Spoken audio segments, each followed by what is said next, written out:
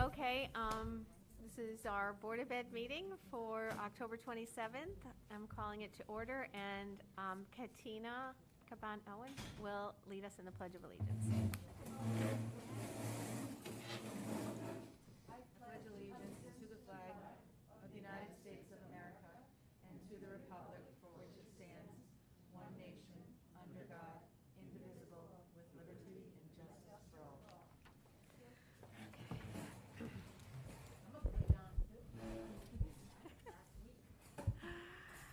Okay, the first item of business is public comment. And I don't see any public. So we will move to Superintendent's Report. So you should have, oh wow, that's loud. You should have a COVID update in front of you. It tells you the number of quarantines and isolations we have in the district right now, 75 students in total. And it should be 4 staff members in isolation, as well as the number of resolved cases and positive cases to date. We're moving in the right direction, at least backwards at this point. Windham itself is still in the orange category with 10.2 cases per 100,000. And at the bottom of the page, you'll see the statistics on the district's compliance with Executive Order 13G. We are up to just about 91% of our staff being fully vaccinated, which is a celebration. So the number of employees that have to comply with the weekly testing mandate is getting smaller and smaller, which is a good thing for everyone. So we're happy about that. On the back side of the COVID report, you actually have 3 celebrations for the district. All 3 of these celebrations will be included in the next board meeting's agenda. And I'm smiling behind this mask. But I did want to let the board members know that we, 2 of our staff members at Barrows, if you didn't hear the announcement already, earned a $25,000 grant through Voya's Unsung Heroes for their urban farming proposal. The STEM Academy was also notified on Monday that they are earning the distinction of U.S. News and World Report Best Elementary School and Best Middle School. So there's a little blurb there about that. We're going to do a formal celebration about this particular distinction because it's pretty impressive. They're basically in the top 30% of the elementary and middle schools in the state of Connecticut. And the high school was notified today that they're receiving a grant for $7,500 to help them improve their FAFSA completion rate. They already are involved in the challenge like many high schools across the state, but now they're going to be receiving some funds to help them earn that goal. So more to come on all these, but I wanted you to be aware we have some good news happening. Yes. Oh, the Barrows teachers were, yes, that's correct. Yes, a big deal. Excellent. Congratulations. Brian. On the COVID, are we continuing to not see transmission through the schools and just through families? That is absolutely correct. I think there was actually one case where we're questioning it, but of all the cases we've seen so far, you can look at the number of positives since the year started. It is true. We quarantine and isolate, and the only time they ever come back positive is if there's someone in their household who's positive, which is something the superintendents have been telling the Department of Public Health and the Commissioner of Education repeatedly, that we're sending kids home for what turns out to be nothing. So yes, that is the case. So we're happy about it, but it's still frustrating. Thank you. Any other questions or comments? I would like to request a motion to add an item after our discussion and presentation on special ed, so after item 6, so that we can approve the Title III Part A English Learning Acquisition Grant and a state bilingual grant application. I think one motion would handle both of those. I make a motion to add that to the agenda. Second. Thank you. First by Tracy and a second by Katina. Okay, and we can move on to committee reports from the Finance and Audit Committee. Yeah, we met last week. Met with we had 2 members of Locked-In, which is our health insurance. What was the word am I thinking of? Consultant. Consultants, thank you. So consultants. So we could begin to talk in earnest about looking at self-insured versus the state of Connecticut health plan. So we get that moving off the dime. We had no specific, anything done specifically. We're going to get back to them after the board has a chance to come up with very specific questions that we can ask them so they can go ahead and give us some analysis. We reviewed the current list of journal transfers, many of them caused by either staff shortages or by moving staff positions to grant, and those will be on next month's, or our next meeting agenda. Those will be there for approval. We looked at the year-to-date budget, and everything looks fine, but it's still kind of early. So again, next meeting, we should have a better picture of our year-to-date. And we did review the current allocation of the ESSER funds. And there was, again, some concern with the ESSER funds, that we monitor how many staff are moving into the ESSER funds so that we don't get caught by surprise when the ESSER funds run out and we have to put those staff back on operating budgets. And that's essentially what we've talked about. Are there any questions for Mark? Okay, thank you, Mark. The next item is discussion, a presentation regarding special education. Okay, so we've invited the Director of Pupil Services, Suzanne Craw, and her supervisors, Sarah Larson, Whitney McCormick, and Josh Vinosky. They're all going to present to you information about our Pupil Services Department, special education programming. This is actually in response to the questions that came up at the board retreat in September. There's a lot of information in this presentation. I know we don't have a ton of time, but I feel like there's much more to cover than you're actually going to be able to address tonight, so we want to be able to come back to this if need be and answer questions moving forward. So I'm going to hand it over to you, Suzanne. Take it away. Thank you, Dr. Youngberg. Good evening, Board of Ed members. I'm really excited to be here tonight with you to share a little bit about our specialized programming that we offer here in Windham Public Schools. Dr. Youngberg introduced you, but just in formality, Sarah Larson covers our secondary schools, so that's Charles H. Barrows, Windham Middle School, and Windham High School. Whitney McCormick works with our elementary schools, so Sweeney, Natchog, Windham Center, North Windham. And Mr. Vinosky, Josh Vinosky, works as our supervisor of alternative education, so he's working with our CoOR program and our out-of-district place students. Tonight I am hopeful that you'll walk away with a better understanding of the services that Windham Public Schools has to offer, and why and how our in-district specialized programs really fit within a continuum of services. And also you asked about how we compare to Durgai, so we'll share some information there. And I'm prepared to receive questions. I may not know the answer, so we'll do the parking lot as Dr. Youngberg said. So one of the tasks that are set forth by districts across the nation is to ensure that we are educating students within the least restrictive environment. Special education and related staff across the nation are always reviewing students' academic and behavioral data when making these determinations. And at all times, we need to ensure that we're providing a free and appropriate public education, also known as FAPE, to all students with disabilities that are school-aged and at no cost. We are always ensuring that students are educated in the least restrictive environment. Therefore, I felt it was important for you to understand the continuum of services. A continuum of services ensures that we remove children from general ed environments only when the nature and severity of a disability cannot be achieved within the regular education classroom. So, I was inspired by Ms. Brunet's hands-on activity for you last month during your workshop meeting. So I also gave you a hands-on activity. Don't worry, I won't ask you to report out. But if you open up your folder and look in the left, you'll see a triangle. And then there'll be an envelope. And inside that envelope are different environments in which students receive services. So I'd like you to just look at those different environments in which students may receive special ed services and determine if it's in the least restrictive environment or the most restrictive environment.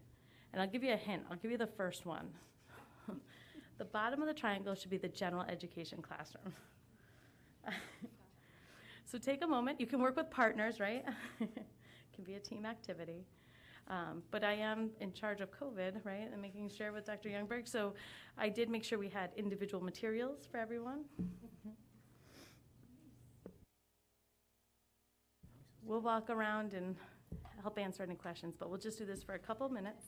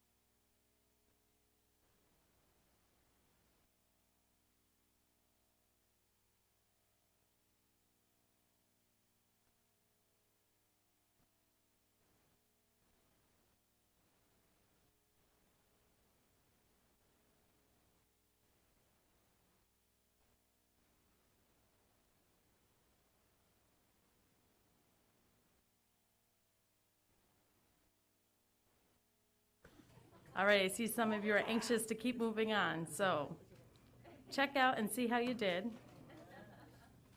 I won't make you report out, I promise. I like the teacher that gives us the key on the next page.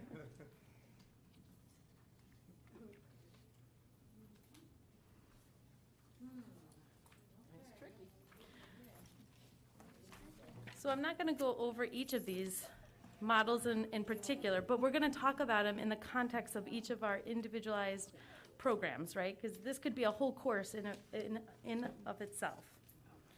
But the one thing I do want you to know is that every year Windham receives an annual performance review. It's called APR, which I often say AYP, annual, what's the interest rate? AY, I always mess it up, I always say it wrong. But it is APR. We have met state requirements for a number of years, and there are a number of indicators that districts across the states are evaluated on. Ensuring that we are educating students in the least restrictive environment is one of those indicators that are reviewed. And so you may ask, how is Windham doing with this? Well, we're doing well with ensuring that students are in the general education classroom with supports. So about 70% of our students do spend the majority of their day with non-disabled peers. However, we do have more students in separate class placements than the target that's set forth by the state. But I would say this is because we have a number of in-district programs, and we are always looking at each of these in-district programs and working to ensure that we're adding inclusionary time to the maximum extent possible and when deemed appropriate for students.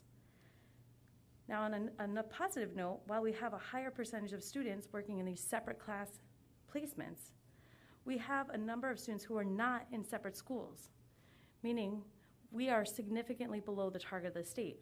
4.75% of our students are staying in Windham Public Schools. They're in district. They're connected to our community and to our schools. And so for me, that's remarkable. Any questions thus far? Okay. So let's just jump into our specialized programs. And so I'll ask Ms. Whitney McCormick to talk to you about our RISE program.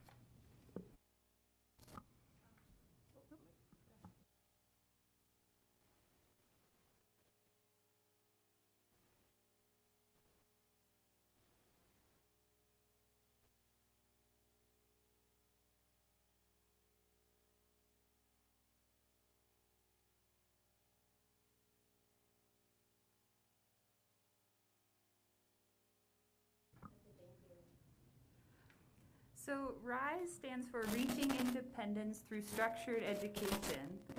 Is that better?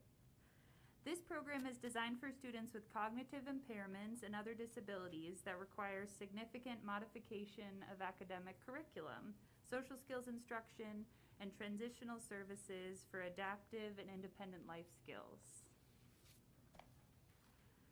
So speaking about the continuum of services, within RISE, we have a continuum of learners. So classroom A, on the left, these are our most intensive students. They require a special type of programming known as DTI, or discrete trial instruction, that is individualized, systematic, and targeted. Those learners are focused on functional life skills, and in this classroom, you'll see a lot more one-on-one adult support. Students who would benefit from the classroom B model, the next one over where it says moderate level of complexity, they benefit from small group instruction with opportunities for inclusion. At the preschool and elementary levels, students in the RISE program are classroom A and B learners. Students who are in classroom C are able to be included in their mainstream classes and benefit from some resource room to learn social skills or functional life skills. At the elementary school, these students are in their home schools and they're serviced by the special education teachers at those home schools. However, as they enter middle school and high school age, there are students who may be recommended for RISE support because they require inclusionary materials that need to be modified more significantly to meet their reading and math levels. So in terms of the program demographics, the RISE program is located at Windham Early Childhood Center, Sweeney, Windham Middle School, and Windham High School. The program at Windham Center School is for students with complex medical needs. As you can see, more students are recommended for this program and level of support as academic content increases in rigor. So as they get older, there's more support that is needed.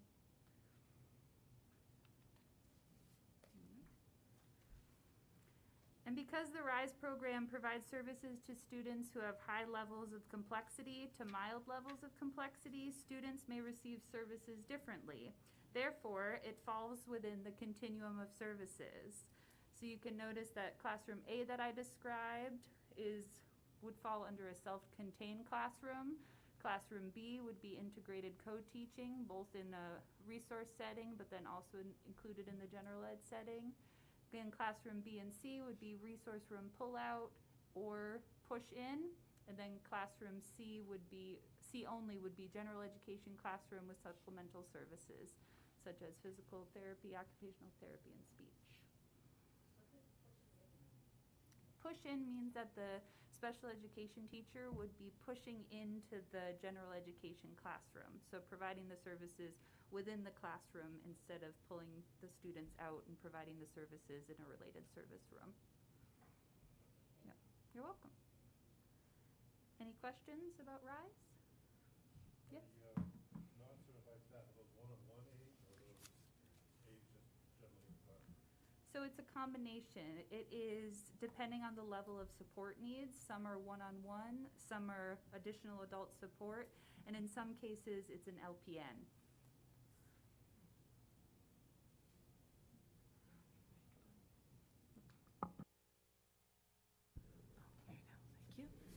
All right, so our next program is the STRIDE program.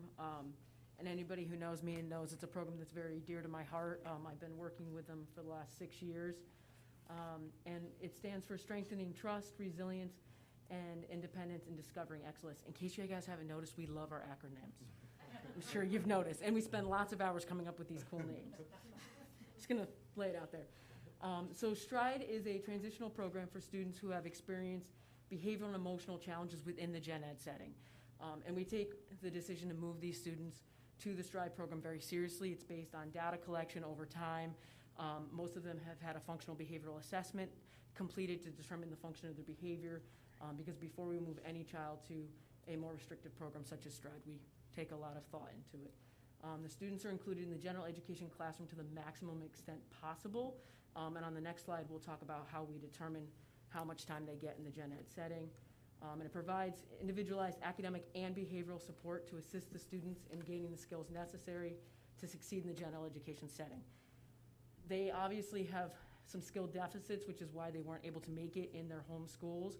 So they then moved to, at the elementary level, Natchog Elementary School. And we work to bridge those skill gaps in order to return them back to their home school. That is always our end game, is that the kids return to their home schools. One of the biggest programmatic features of the STRIDE program is a point sheet that we have. And that point sheet helps us determine a level system. And as the students move up the level system, they get to spend more time in the gen ed setting. And that's how we also determine when they're ready to return to their home school if they're at the elementary level, or exit from the program completely if they're at the middle school or high school level. I won't go through all the different points of the point sheet, but there are different things that the kids have to earn in, which is responsibility, respectfulness, and safety. And then we have increased communication between the home and school, between the point sheet, as well as communication with the parents regarding the students' behavioral and academic success. So our demographics, like I said, Natchog Elementary houses our elementary program. Each of our programs have one special education teacher. At Natchog Elementary, we have 3 non-certified staff members. As you can imagine, the little guys need a little extra help. And then right now, we currently have 7 students in the program. We shoot for 8, we cap at 10. At Windham Middle School, we have 4 students currently. Most of our students are graduated from the middle school and moved up to the high school, which is why there's less kids in that program right now. And Windham High School has 10. Sarah? Yeah? Do you note that Windham High School could use more? Or, I mean, are they like maxed out at 10 and they need more space? Is it a program? So what that we could do accommodate more is, students? that's a great question. So what we do is usually Tuesday mornings at bright and early, 7 o'clock in the morning, myself, Suzanne, the principal of the high school, the BCBA assigned to the STRIDE program, Camino Alto's operations director, we all meet almost every Tuesday. Josh will meet, and we discuss kids who are in CoOR, Camino Alto, and at the high school level, and we see if there are any students who are needing a higher level of care that might need to move to Camino Alto. Are there students from Camino Alto that need to move down to Stride? Are there kids at Stride or Camino Alto that might need to move to Josh's program? So we're constantly looking at, are there kids that need to be shifted amongst the programs to make sure that they're getting the most support that they need. Thank you. Yep. And then when you're looking at the continuum of services, like I said before, we really strive to make sure these kids are in the gen ed setting as much as possible. And when they're not in the gen ed setting, we ensure that the work that they would be doing in the gen ed setting is completed in the Stride classroom so that when they do move up, they're not behind and they can slide right in and they're caught up with their work. So you'll see it's usually about 50% that the students are in the resource room versus in the gen ed.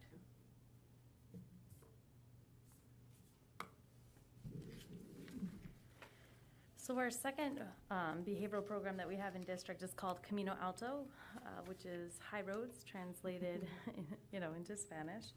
And most folks may know this program already because we've talked about it before, because it is run by an independent agency known as CESI. High Roads is one of our most restrictive programs within the district. They work with our students who have the most intensive behaviors and the students who may require restraint and seclusion at a high intensity, or high frequency, I'm sorry. They follow a very specific instructional model. They use 20-minute rotations. So every 20 minutes, students are switching groups, and they find that the movement, the breaks, the change in pace in the activity is really helpful for students.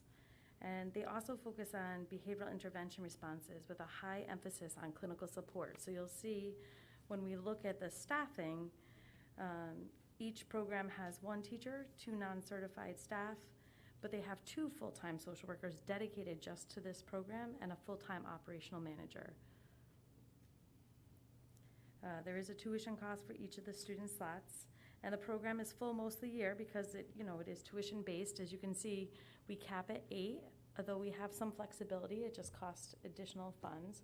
And as you can see, we have students transitioning right now. So at the high school, we have 6, but based on some student needs, we know we're moving 2 in. We've identified and are working with those families. And as you can see on the continuum of services, this is really more of a self-contained classroom. As students are ready to start entering their general ed classroom more, we'd be thinking about transitioning them back to our Stride program as kind of a step down. All right, CoOR. So I'm going to turn this over to Mr. Banoski. Hi. Yes, Windham does love their acronyms. And so, of course, this program has one. CoOR is the Community Occupational and Remote Education Program. Thank you. The CoOR program offers individualized support and instruction in academics, vocational, daily living, and social skills. There's a strong emphasis on social and emotional learning. Students participate, not only receive individual counseling, but participate in a daily group where we focus on social and emotional learning. The purpose of CoOR is really to take students who are disengaged and disconnected and to try to re-engage them back into the school community.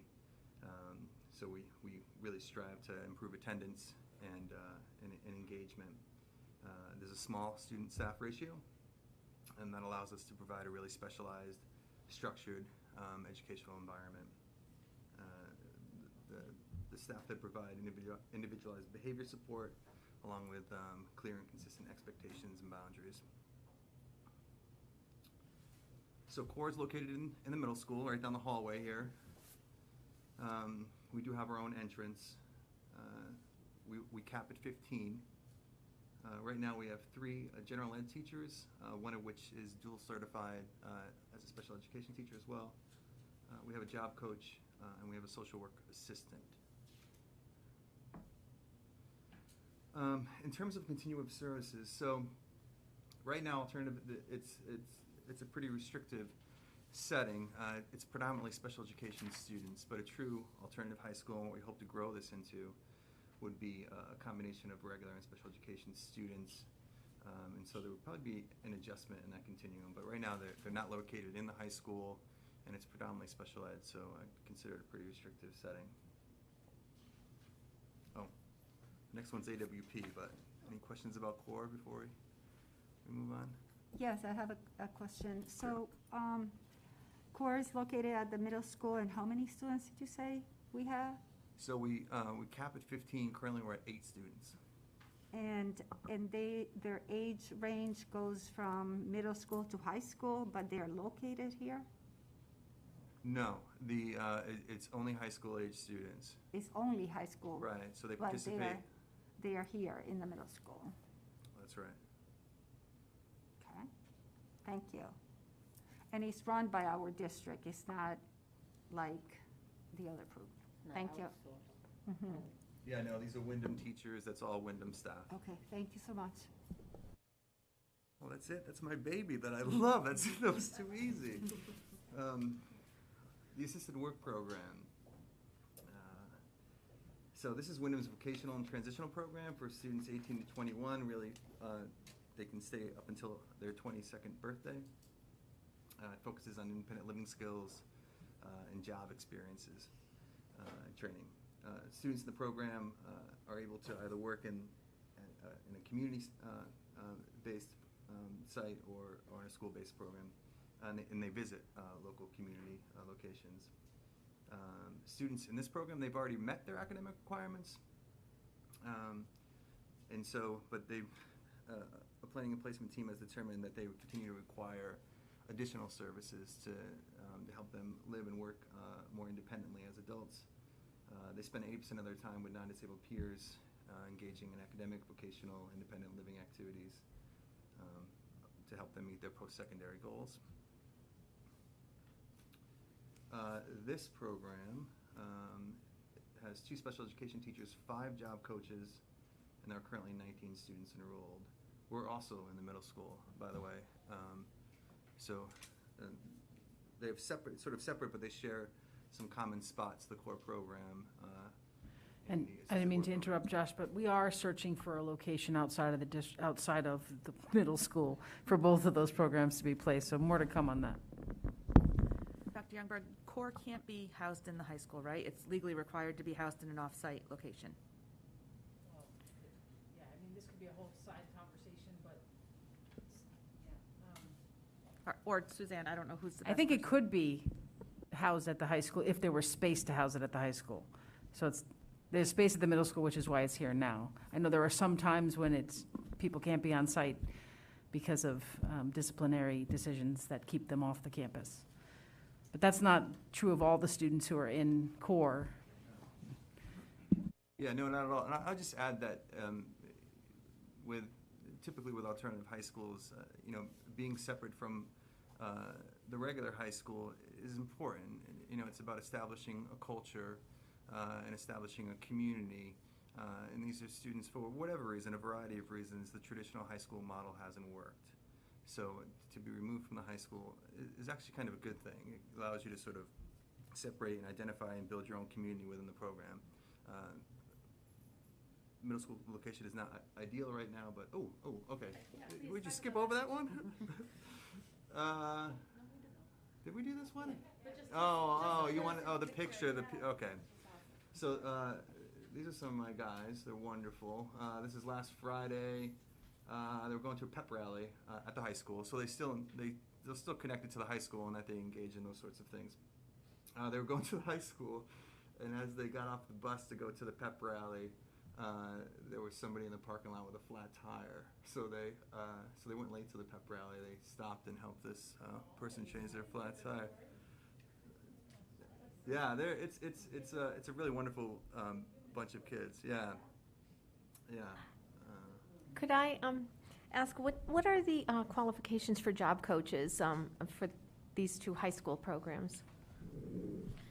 So job coaches have a bachelor's, and that's normally we find folks who have experience working either with students with disabilities or adults with disabilities. and that have an interest in taking children into the community to learn how to work.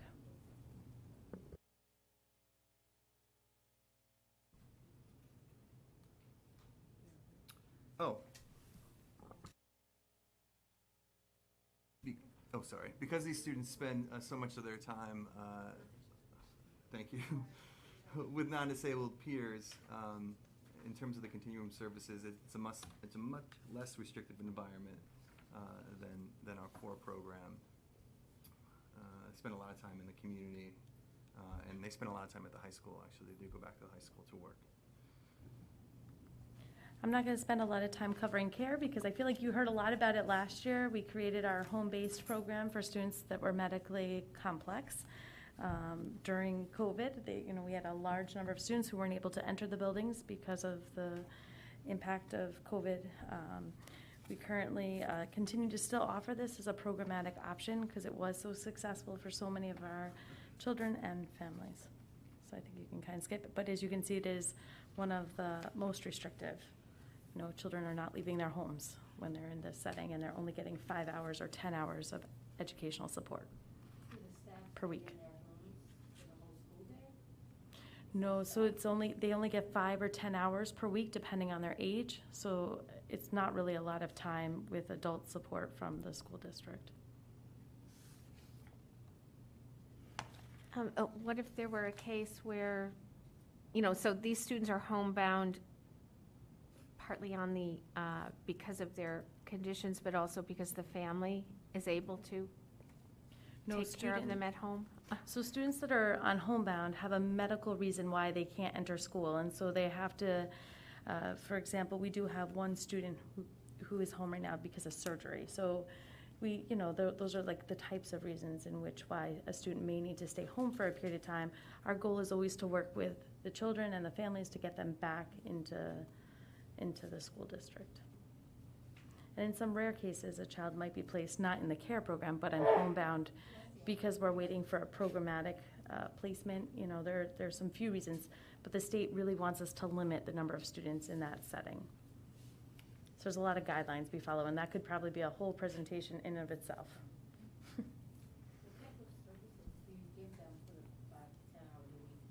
So it's individualized based on the students. So we last year had a PT, an OT, and a speech and language pathologist that went out to the home in addition to nursing team or a tutor to provide the academic and or medical support that the child may need. So each of those looks a little bit different depending on, if they have those related services that go into the homes. Suzanne, are many of, I'm sorry, you're done? I was going to ask a question, but I just noticed my microphone ran out of battery or something. Suzanne, are any of them permanent home-based, or do they come and go from that program as well? No, our hope is never that they would be permanently there. Last year was a little unique situation. Many of them were on homebound the entire year and receiving supports because they weren't able to come into school. But this year, many of our students are back in school and programming. Mm-hmm. Suzanne, before we move to the out-of-district placement, can I go back for a minute to Camino Alto and High Roads? Certainly. This program is ran by an outside agency, you said? That is correct. Is there any plans to bring that back to? So this was asked at the board retreat, and I know that I got really anxious because Dr. Youngberg always says, let's think about the plan to return the students back, and make this a Windham program. Well, the kids are in our buildings, it's the staff, right? Mm-hmm. But when I do a cost analysis, and I worked out some mock, cost analysis, it really is a benefit to having someone else that can run the program and take the liability when you think about how intense the students' behaviors are. It really just is a benefit to our students. The team that runs this program has a really different philosophy and model and training. They come with an organization that works with students with behaviors. They train their staff. They come in here. They do their own intensive PD. They have a lot more PD days allocated within their calendar. So when I weigh both options, I do get nervous about us taking on that program. it doesn't mean it can't be a long-range goal, but I think we have a lot, right now we have a lot of moving parts, and staffing is always a number one concern I have when I think about. Yeah, it would save the district some money, but the amount of time it would take us to get it to the place to run it as well as they're running it right now, we're anxious about how long it would take us to get there, and it's not the kind of program you can not be really good at from the minute you take it over. But it isn't something that hasn't been discussed with Camino Alto, and they have transitioned in some districts that work. So I don't want to say it's 100% off the table, just I don't know if right now is the year to do that. You said they take the liability, but the students are in our schools, and what happens when there is an issue between Camino Alto students and our Windham Public School students, and where's the liability there? So there still are students, and so we do handle any kind of social interpersonal concerns that do erupt. Dr. Ware's here, so he can tell you. He knows all of the Camino Alto students by name in his program, and he visits often. Why not? Why not put you on the spot? No problem. Good evening. No, I do. So Camino Alto is down the hallway from my office. I speak. It's okay. So I do know all the students by name. They do know that I'm the principal. I greet them. They have a reduced schedule, so they come in at 8 and they leave around 2. I deal with any necessary social interactions, anything that comes from the bus, all the way down to the classroom. But they do interface with the students in the school. They definitely go out if they earn that privilege on the level system. So they do have break times. They use facilities, and they work with Camino Alto staff. Work with my other staff. Like, so if they want to use the gym, if they want to use outside, or when they get lunch or snack breaks, they actually work in between the crazy schedule that we have in the school because we have so many programs. But we make it work. So. Mm-hmm.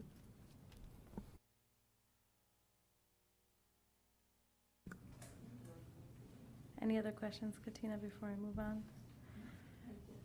So out-of-district placement has been, my responsibilities for the last 6 years, but I have passed the torch over to Mr. Vanosky, and he's doing a fantastic job case managing our students. I'm really pleased that our kids and families have a new great case manager. But I did want to just give you some data on where we are with our out-of-district placements. And so I know we've talked before, there are 3 ways a child might not attend a school that receives special ed services. One, they might be agency placed, so DCF may have determined that they need to go to a school of origin, wherever they came from, or a receiving school because their foster home is too far away from Windham. So we have 12, at the end of last year, we had 12 students that were in other school placements as a result of DCF or DSS deciding. We had 30 students that were placed into specialized programming schools. So these are really intensive schools, either for behavioral reasons or maybe due to their disability. They require really specialized instruction programming. And then we had 18 students who were apparently placed in magnets, VOAGs, and charter. So we had 60 students in other schools that receive special ed services outside of Windham. Starting this school year, though, we're down to 47 students. Starting the year always starts small, and sometimes we grow kids along the way into different placements, especially our magnet schools who accept students in January, so there might be another wave of parent placed. And as I shared with you at the board retreat, many parents chose not to send their kids to other schools outside of Windham during the pandemic. So I anticipate maybe in January we may see more parent-placed students. We currently have 11 agency-placed students, 22 Windham-placed, and 14 parent-placed. I just gave you a list of students and schools in which we partner with. These are our specialized program schools, just to give you a sense of where students may be attending. Some are further away than others. So I got a little confused with the numbers. I'm going to ask you please to clarify. You said we have 60 students outplaced, or 47. Some of them were DSS or DCF, but are they special education students too? All of these students are special ed students. So all of them. The 60 students were where we were in June of 2021, and I just gave you a current where we're currently, so 47 currently that attend. So those who go to magnet schools, or even when it's a magnet school, they also receive special education? That is correct, and the district is financially responsible for those special ed services when they attend a magnet Thank you. school. I should have put a list of all the magnet schools. You'd be amazed. We have kids in lots of different magnets across the state. I'll actually be sharing that list in one of the next couple Excellent. board meetings to show another, yes. They'll get the information shortly. And this is just our Windham Place students. I just wanted you to see that these are some of our, most restrictive. We do have students that have been placed by DCF, sometimes the DSS and residential placements, but we are still required to provide education to those students in the residential placement. So we're not necessarily paying for them to live somewhere, but we're paying their educational costs. And then I'm going to go really quick through demographics. Last time we met, you heard me say we have 609 students who receive special ed services within Windham Public Schools. That's a current prevalence rate of 19.47%. And you asked how it compared to Durg I. So you can see the state of Connecticut has a percentage rate of 15.9 and Windham's at 20.3. New London's at 20.5 and Hartford's at 22.2. Those are the highest two compared to Windham. Any questions about that? And I'm sorry I couldn't answer that. That website was down the day of the retreat.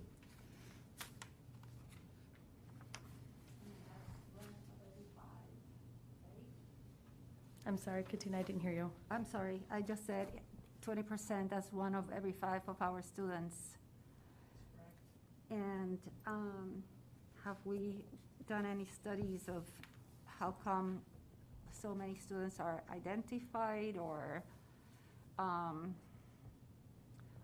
what are other issues that might be happening that we can address? I mean, that's like high. It is really high, and I don't know that I have an answer tonight, but definitely the work that our department is looking at right now, and I think we have a couple theories, but I would say we could probably come back to you with a. It's sort of like a case study in the works. And then the last part, and Dr. Youngberg, I think you were planning on talking the board through kind of our high needs data, which Yeah, kind I'm of going to ties just do into a all quick of this. little, give you some information. If someone could advance the slide one more.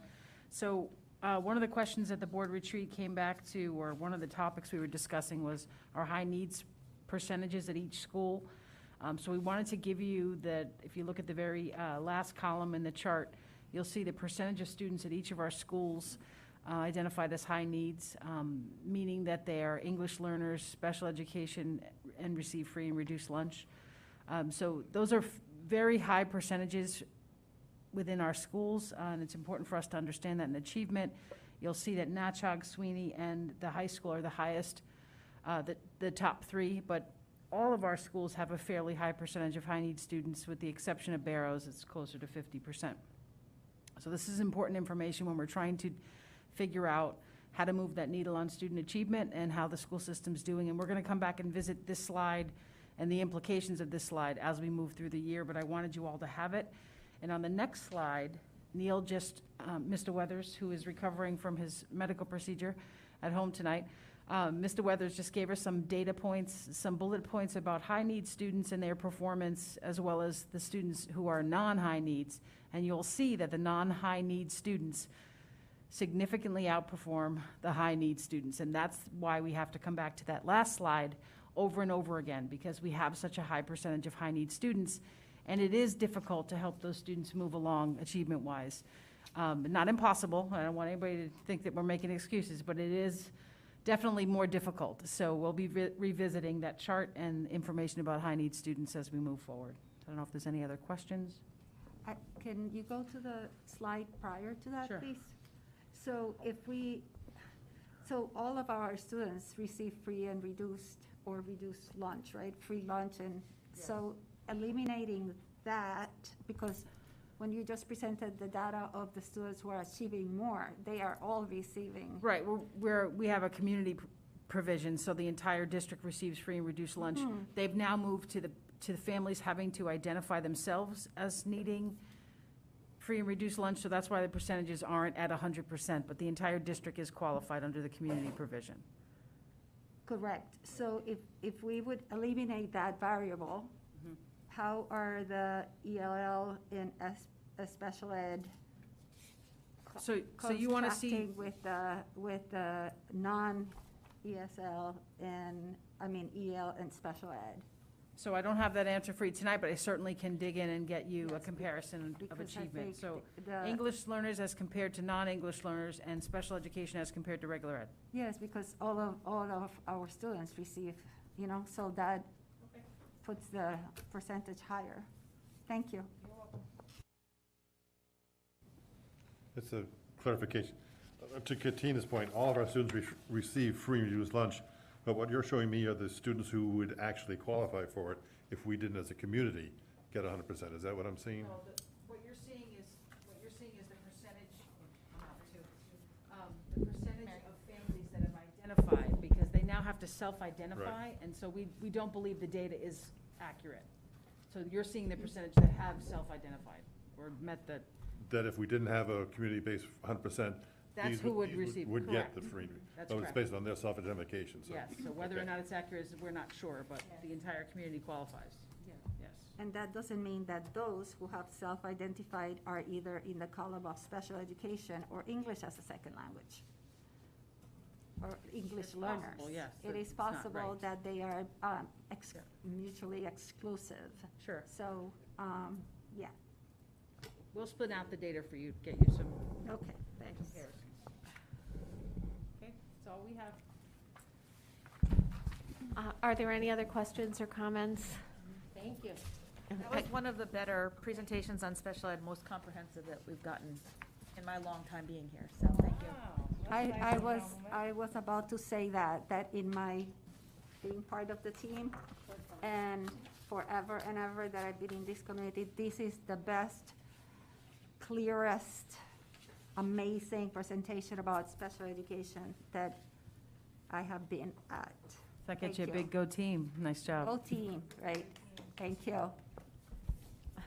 Thank you.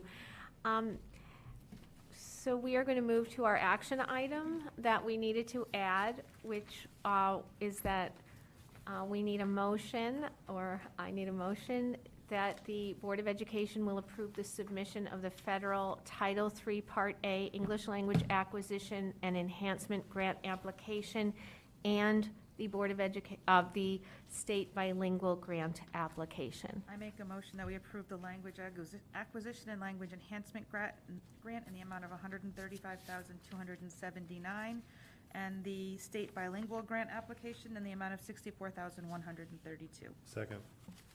First by Tracy, second by Mark. Is there any discussion? All in favor? Aye.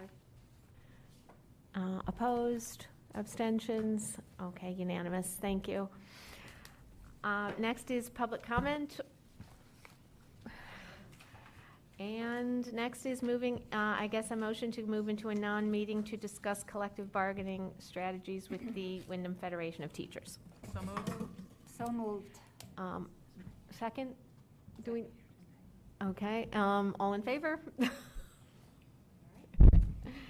Goodbye to the non-meeting people. Non-meeting people. Yes, thank you.